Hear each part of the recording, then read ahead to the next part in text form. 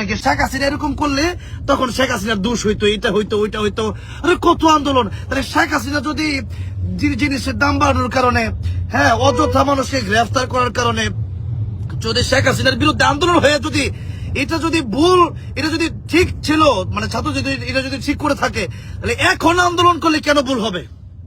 তাহলে তো দেখা যাচ্ছে যে শেখ হাসিনা 15 বছর সে অনেক ধৈর্য ধরেছে, অনেক অনেক ধৈর্য ধরেছে, সে অনেক ধৈর্য ধরেছে। আজকে শেখ হাসিনা 15 বছর পরে এসে যখন তার এই যে কোটা নিয়ে যখন এই আন্দোলনটা হলো, কোটা থেকেই তো শুরু হলো এই বিষয়গুলা। এরপরে সবাই মানে কোটা থেকে তো আন্দোলন শুরু হলো, এরপরে গিয়েছিল মোটামুটি একবারে সবাই মিলে সবার ক্ষোভ ঝেড়ে দেশ শেখ হাসিনাকে বিদায় করলো। শেখ হাসিনাকে বিদায় করার কি দরকার ছিল? যেহেতু শেখ হাসিনা যা করছে, এখন ডক্টর ইউনূস কি তার চেয়ে কম করতেছে? শেখ হাসিনা 15 বছর মানে 10 বছর 12 বছর পরে যেই কাজ করছে, সেই এই ডক্টর ইউনূস 1.5 বছর এই কাজ করতেছে। আজকে 1.5 বছরের মাথায় আলেমুল আমাদেরকে গ্রেফতার করতেছে, ইন্ডিয়ার বিরুদ্ধে কথা বলে গ্রেফতার করতেছে, আমাদের এই যে আতাউর রহমান বিক্রমী তাকে গ্রেফতার করা হয়েছে। মোবাইলের ট্যাক্স 57% কোনদিন শেখ হাসিনা বাড়াইছে?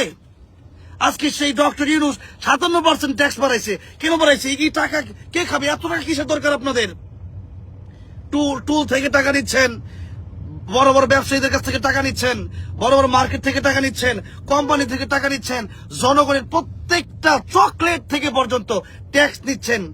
এরপরেও একটা সাধারণ মোবাইল থেকে কেন আপনাদের ট্যাক্স বাড়াতে হবে? আর সেই ট্যাক্স বাড়ানোর পরে যখন মোবাইল ব্যবসায়ী যখন আন্দোলন করতেছে, এখন মোবাইল ব্যবসায়ীদের উপরে আপনারা নির্মমভাবে হামলা করতেছেন। আজকে এই প্রশাসন যে হামলা করেছে, মানে গুলি করতেছে, কত বড় দুঃসাহস! এই প্রশাসনের উপর ধিক্কার জানাই। আর আপনারা বলবেন যে প্রশাসনের দোষ আমি দেব না। আগে তো বলতেন যে শেখ হাসিনার দোষ, এটা দোষ, এখন বলতে পারেন না ডক্টর ইউনূসের দোষ? ঠিকঠাক কোনো বিচার ঠিক এতদিন করে নেই। যারা নিরীহ মানুষ, অপরাধী না, এদেরকেও মানে মামলা দিয়ে বসায় রেখে দিচ্ছে। যারা নিরীহ মানুষ, অপরাধী না, এদেরকেও মামলা দিয়ে বসায় রাখছেন। আর যারা অপরাধী, এদের কি বিচার করতে পারছেন? আরে আওয়ামী লীগের লোক হোক না কেন, আওয়ামী লীগের লোক হোক, কিন্তু আওয়ামী লীগের লোক একজন অপরাধী না, তাকে আপনারা মামলা দিয়ে রাখছেন, অসংখ্য মামলা দিয়ে রাখছেন। আর একজন অপরাধী তারা জামায়াত ধরে রাখতেছেন কেন? তার টাকা আছে। তাহলে এটা কি বৈষম্য দূর হয়েছে? এখন বড় আফসোস। আর কিছু উপদেষ্টা বসছে, ওই যে আমি বলবো না, নাম বলবো না, কিছু উপদেষ্টা এসির বাতাস খায়া মানে একবারে তারা হয়ে গেছে, একবারে মানে কি যেন হয়ে গেছে। এক একটা মেম্বার হওয়ার যোগ্যতা ছিল না, মেম্বার এক একটা উপদেষ্টা মেম্বার হওয়ার যোগ্যতা ছিল না। এক একটা উপদেষ্টা এগুলারে নিয়ে উপদেষ্টা বানাইছে। এখন রঙে বাসছে না, এখন পয়সা রঙে বাসছে না। এই দেশটার একটা অস্থিতিশীল পরিবেশ তৈরি করতেছে তারা। একজন মোবাইল ব্যবসায়ী, এই মোবাইল ব্যবসায়ীদেরকে আজকে যা শুরু করছে, এই মোবাইল ব্যবসায়ীদের উপর যেই অত্যাচার শুরু হয়েছে, মনে হচ্ছে যে এরা মনে মারামারি করতে গেছে।